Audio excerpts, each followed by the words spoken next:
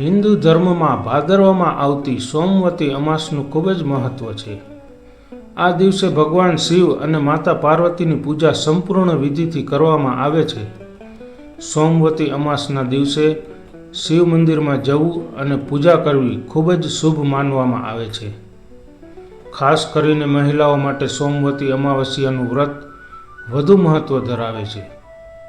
આ દિવસે વ્રત રાખવાથી અને ભગવાન શિવની પૂજા કરવાથી વ્યક્તિ અખંડ સૌભાગ્યની પ્રાપ્તિ કરે છે. સોમવતી અમાસના દિવસે પૂજા દરમિયાન આ વ્રત કથા સાંભળવા કે વાંચવાથી પરિણીત મહિલાઓને અખંડ સૌભાગ્ય પ્રાપ્ત થાય છે અને અપરિણીત કન્યાઓની ઈચ્છિત વર પ્રાપ્ત કરીને ધન્ય બને છે. તો ચાલો શરૂ કરીએ સોમવતી અમાસ વ્રત કથા. દંતકથા અનુસાર એક ગામમાં એક ગરીબ બ્રાહ્મણ પરિવાર હતો. તે પરિવારમાં એક પતિ, પત્ની અને એક પુત્રી હતા. જેમ જેમ સમય વીતતો ગયો તેમ તેમ તેની પુત્રી ધીમે ધીમે મોટી થવા લાગી. વધતી જતી ઉંમર સાથે એ દીકરીના તમામ સ્ત્રી ગુણોનો વિકાસ થતો ગયો. તે છોકરી સુંદર, સંસ્કારી અને પ્રતિભાશાળી હતી. પરંતુ ગરીબ હોવાને કારણે તે લગ્ન કરી શકી ન હતી. એક દિવસ એ બ્રાહ્મણના ઘરે એક સંત રાજા આવ્યા. યુવતીની સેવાની ભાવનાથી ઋષિ ખૂબ જ પ્રસન્ન થયા. કન્યાને દીર્ઘાયુ માટે આશીર્વાદ આપતા ઋષિએ કહ્યું કે આ છોકરીના હાથમાં લગ્નની રેખા જ નથી. પછી બ્રાહ્મણ દંપતીએ ઋષિને ઉપાય વિશે પૂછ્યું. છોકરીએ શું કરવું જોઈએ જેથી તેને તેના લગ્ન થઈ શકે? થોડી વાર વિચાર્યા પછી સાધુ મહારાજે પોતાના દીર્ઘ દ્રષ્ટિભર્યા ધ્યાનથી કહ્યું કે થોડે દૂર આવેલા એક ગામમાં સોના નામની એક ધોબી સ્ત્રી તેના પુત્ર અને પુત્રવધુ સાથે રહે છે. જેઓ ખૂબ જ વ્યવસ્થિત અને તેના પતિ પ્રત્યે સમર્પિત છે.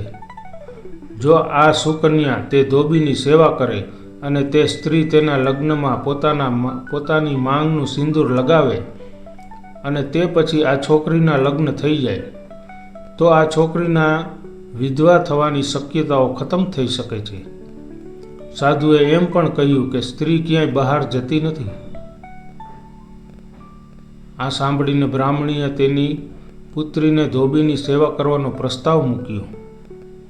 બીજા જ દિવસથી છોકરી સવારે વહેલા ઉઠીને સોના ધોબીને ઘરે જવાનું, સાફ સફાઈ અને બીજા બધા કામો કરીને પાછી પોતાના ઘરે આવવા લાગી. એક દિવસ સોનાની ધોબી મહિલાએ તેની વહુને પૂછ્યું કે તું સવારે ઉઠીને બધું કામ કરે છે અને મને ખ્યાલ પણ નથી? પુત્રવધુએ કહ્યું, માં, મેં વિચાર્યું કે તમે સવારે ઉઠીને બધા કામ જાતે જ પૂરા કરો છો. હું મોડી જાગું છું. આ બધું જાણીને સાસુ અને પુત્રવધુ બંનેએ ઘરની દેખરેખ શરૂ કરી કે કોણ છે તે જોવા માટે કે જે સવારે ઘરનું બધું કામ કરે છે અને નીકળી જાય છે. ઘણા દિવસો પછી ધોબીએ એક છોકરીને અંધારામાં મોઢું ઢાંકીને ઘરમાં આવતી જોઈ અને બધું કામ કરીને જતી રહી. જ્યારે તે બહાર જવા લાગી ત્યારે સોના ધોબણ તે છોકરીના પગે પડી અને પૂછ્યું, તમે કોણ છો અને મારા ઘરમાં આ રીતે છુપાઈને કેમ કામ કરો છો?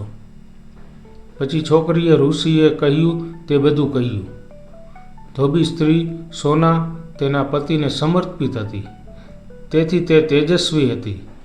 તે સંમત થઈ. સોના ધોબણના પતિ થોડા બીમાર હતા. તેણે પુત્રવધુને પરત ન આવે ત્યાં સુધી ઘરે જ રહેવા કહ્યું હતું.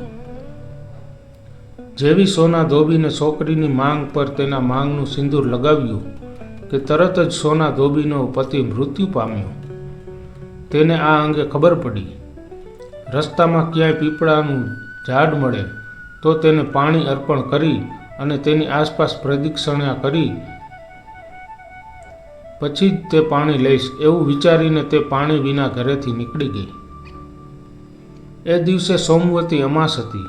બ્રાહ્મણના ઘરે મળેલી પૂવા થાળીને બદલે તેણે પીપળના ઝાડની 108 વાર ઈંટના ટુકડા સાથે પ્રદક્ષિણા કરી. પછી પાણી પીધું. તેણીએ આ કર્યું કે તરત જ તેના પતિનું મૃત શરીર જીવંત બન્યું. ધોબીનો પતિ ફરી જીવિત થયો. ત્યારથી સોમવતી અમાસની પૂજા આ કથા વિના અધૂરી માનવામાં આવે છે.